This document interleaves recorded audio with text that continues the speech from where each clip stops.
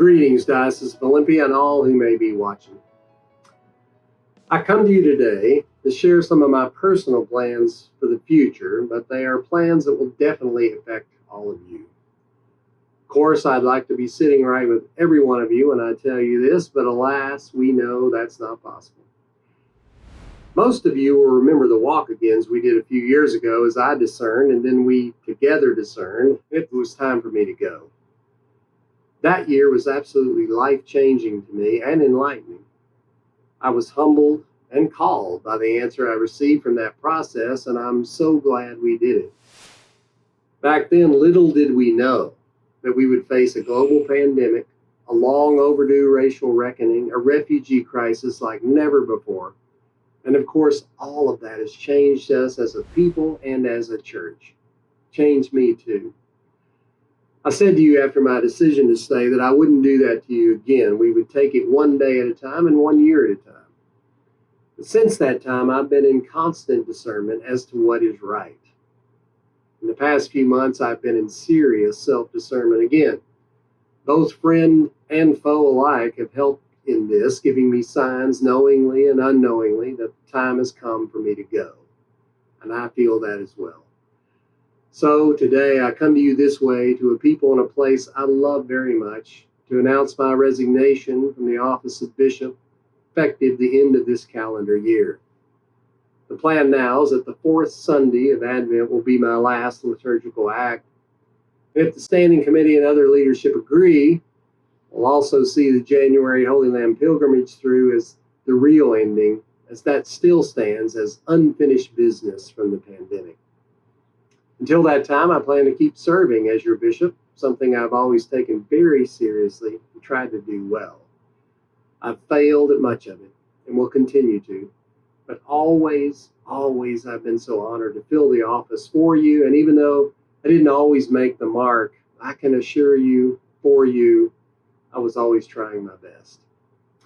I've come to a decision that my best is no longer enough, and that a change is exactly what you and, quite frankly, I need. Now, I'm quite sure some of you have many questions. I'm not going to try to answer all of those now, and some I may never be able to answer, but I do want to address a few here. First, you may be wondering what I will be doing. Well, I'm heading to some different things, not totally firmed up and not totally disclosable at this time. However, when they are, I will be as transparent as possible. I can tell you I will be physically leaving the diocese, which I've always promised. You may remember in the walkabouts when asked about leaving at 12 years and me being so young, which I'm not totally feeling right now, and someone would ask, "What will you do?" I would often reply, "There's always bartending in Key West." Not going to quite get there, but I'm going to get close. Another question would be, why not stay until the new bishop is here? And yes, that was a big decision. Several points on that. First, I'm going to something else, and I have to get to that, but also, and I really think this is primary, I'm not sure I believe in the long goodbye and the lame duck wait that portends. I think there's a lot of health in you. And when that's true, having the interim and a transitional time totally without me present, I believe, will be a very good thing. I know not all will agree with that, but it's one of the final decisions I've made. 15 years has been a good run, and it is, 15-year mark that is, about the time many episcopacies start heading south or start getting stale and uncreative. A few have suggested that's already happened. So instead of waiting for that, I'm going to literally head south. It's also a time where the danger of coasting, which I've always told you I do not want to do, nor do I want that for you, can start. I also said I would leave if I ever stopped having fun. And I want you to hear this, and I want to state it as clearly as I can. I have not stopped having fun. But I'm having a bit less energy for some of the tasks than I once did. And when I felt that coming on, I really thought it was better for you to have someone that doesn't lack that. In short, I've always wanted to leave long before we were all waiting for it to happen. I think that time has come. I've already informed your standing committee, as it now becomes their task to oversee on your behalf this transition. At that meeting, which occurred last week, when I announced this to them, we had Bishop Todd Owsley present with us. Bishop Owsley is the presiding bishop's bishop for pastoral development and the one in charge of transitions such as this. And he's already been working with me and with them on the work ahead for a transition. Additionally, Bishop Owsley is already at work on an interim bishop and coverage for the future. In short, you are in very good hands and in a very good place. I told my executive staff on June 30th, and then the rest of the staff, the clergy, and the governing bodies yesterday. And now I tell all of you.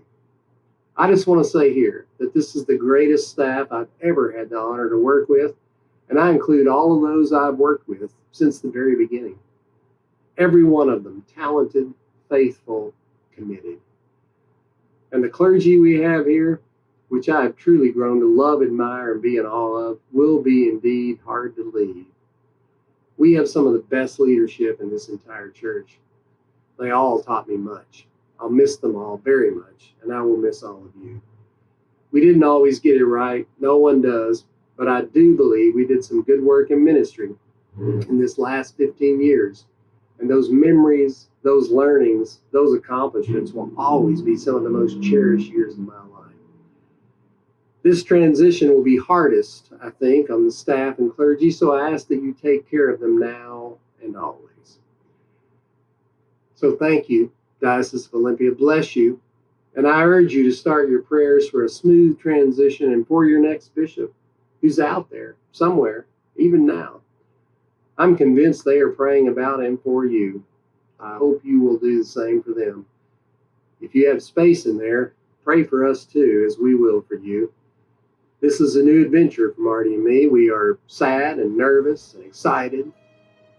You and I will share those feelings together in the months to come. I look forward to it. Thank you all, and bless each and every one of you.